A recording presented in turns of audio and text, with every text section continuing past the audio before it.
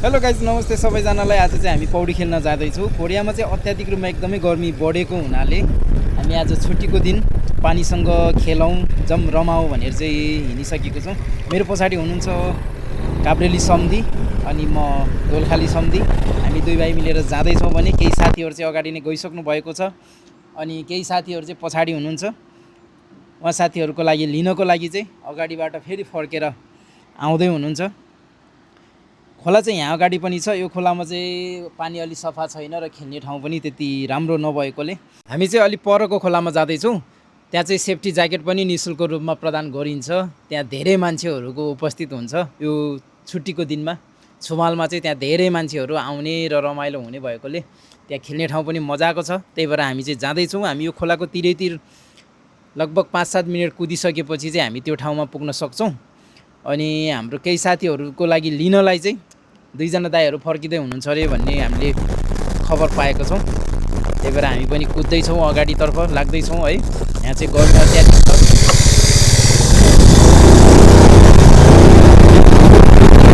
ल दुईटै स्कुल फर्केर आइसकेको छ। हाम्रो अर्को 2 जना साथीहरूलाई चाहिँ उहाँहरूले चाहिँ अब यहाँबाट ड्रप गर्नुहुन्छ। ओ दाजुहरू ल दाजु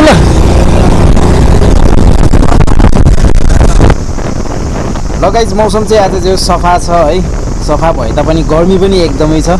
यो गर्मीमा त्यो चिसो पानीमा खेल्दाखेरिको मजा छुट्टै हुनेछ, बेग्लै हुनेछ।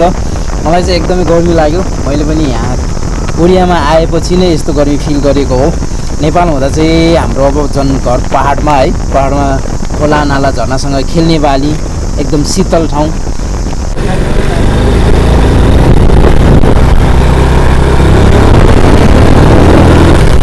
अब यहाँबाट राइट टर्न गरेर अलिकति सिधा गइसकेपछि चाहिँ हाम्रो छिन्नाम युगेसो भन्ने ठाउँ आउँछ। छिन्नाम युगेसो भन्ने ठाउँ पनि एउटा घुम्ने ठाउँ हो। यहाँबाट माथि डाँडातिर जान सकिन्छ भने अहिले चाहिँ हामी ठ्याक्कै यहाँ आइसक्यौँ। यहाँबाट अब लेफ्ट टर्न गर्नुपर्ने हुन्छ। यहाँ चाहिँ ट्राफिक सिग्नल लाइटको लागि एकछिन हामीले कुद्नुपर्ने हुन्छ।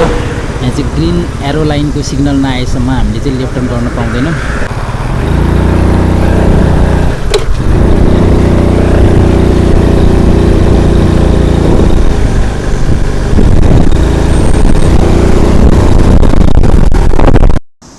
यहाँको स्विमिङ खेल्ने ठाउँ चाहिँ एकदमै फराकिलो र एकदम लामो भएकोले यहाँ चाहिँ जति नै भिडभाड भए पनि खासै त्यस्तो केही प्रब्लम हुन्न, एकदमै रमाइलो हुन्छ।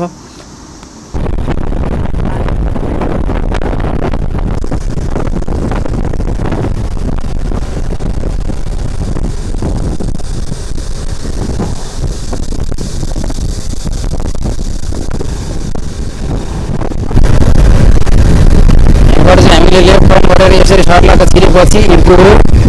ल हेर्नुहोस् यहाँ चाहिँ एकदम पौडी खेल्ने मान्छेहरूको भिडभाड छ। आज चाहिँ छुट्टीको दिन पनि प्लस गर्मी बिदा पनि।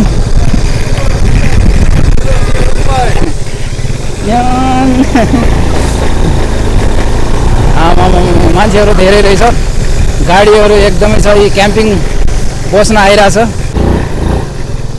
ल मैले पनि अब यसलाई यता विश्राम गरिदिएँ ट्याक्कै। ओहो गाडी हेर्नु ल भवाल छ नि। एउटा घर छ, टोयलेट उसको सबै यहीँ व्यवस्थित। खतरा गाडी रहेछ हौ।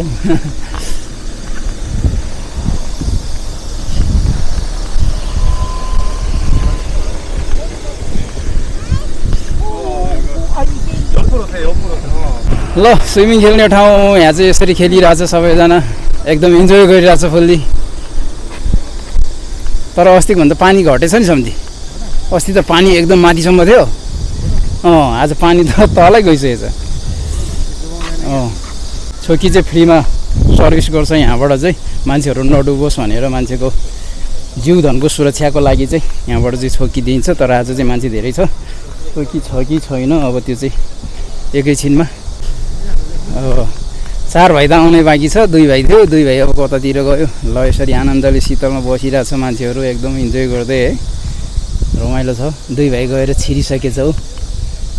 तर यिनीहरूले छोकी नलाइकन हामीलाई अब जान दिन्न होला पारीसम्म जानलाई।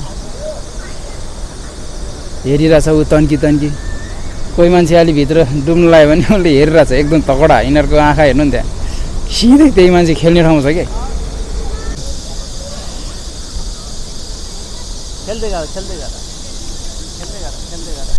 안녕하세요. 초끼 가지고 갈게요. 예. 혹시 저기 누구야? 친구들이요. 친구들이에요? 2명, 우리 2명, 하고 또 4명 이따가 나올 거예요. 응. 두루가. 두 개? 예. 네, 2개. 이번에 하나만 가져갔어요? 두 개 가져왔어요. 아, 예. 여기 요 하나고 네. 네네네. 예. 그렇지, हाम्रो निशुल्क बाढीरा हुन्छ कि अब सेफ्टीको लागि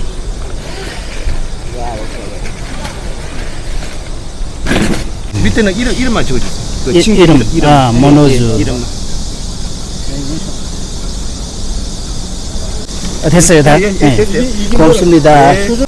ल हामीले चाहिँ छोकी लिएर आयौँ K2को सेफ्टी चाहिँ निःशुल्क हो यहाँको हामीलाई यति पब्लिकलाई यहाँ इन्जोय गर्न आउनेलाई चाहिँ यहाँ निःशुल्क इन्जोय गरोस् सुरक्षा पनि होस् भनेर उहाँहरूले चाहिँ निःशुल्क यो बाँडिरहनु भएको छ हामीले चाहिँ लिएर आइसक्यो तलबाट यहाँ बान्ने यो चाहिँ यस्तो यहाँ मुनिबाट चाहिँ यहाँ लाउने यो चेन लाउने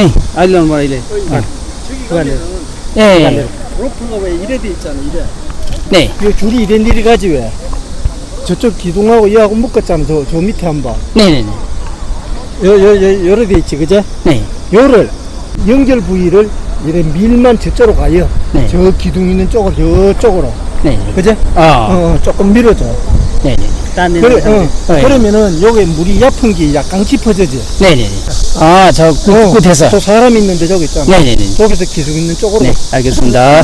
अब चाहिँ म स्विमिङ खेल्न जाँदैछु स्विमिङ खेल्न जाँदा चाहिँ यस्तो चिप्लो ढुङ्गाहरू छ यो छेउमा चाहिँ होइन गहिरै छैन यहाँ माछाहरू देख्न सक्नुहुन्छ है सानो सानो माछाको भुराभुरी एकदम लस्पर भागिरहेछ भने अब म यहाँबाट चाहिँ स्विमिङ खेल्न जाँदैछु यहाँ दुईजना हाम्रो एकजना दाजु एकजना स्वामी चाहिँ माथितिर हिँड्दैछ भने यो डोरी तान्दै तान्दै तान्दै तान्दै अब हामी चाहिँ माथि जान्छौँ यहाँ हाम्रो सम्झिनु हुनुहुन्छ यता हाम्रो दाजु ल जाउँ सँगसँगै हामी माथि रमाइलो गर्दै एकदम दामी छ यो डोरीमा शीतल छ यो पहाड होइन अग्लो चट्टान एकदम रमाइलो छ यो नेचुरल खोलामा चाहिँ हामी पौडी खेल्दैछौँ फेरि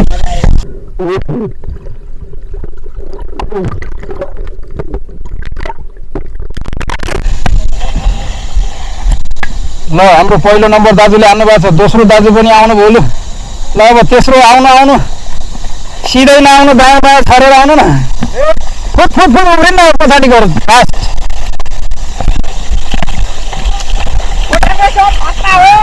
ल खतरा सबजना यो खालको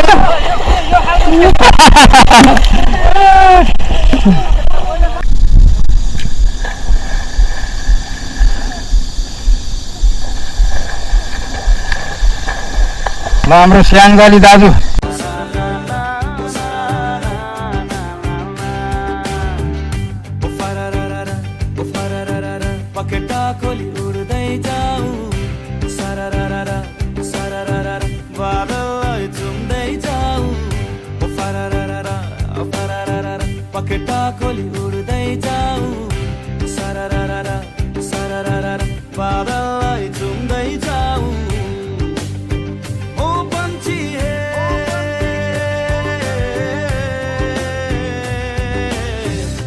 छैन तिम्रो सिमाना अरे पखेटा खोली उड्दै जाऊ बादललाई चुम्दै जाऊ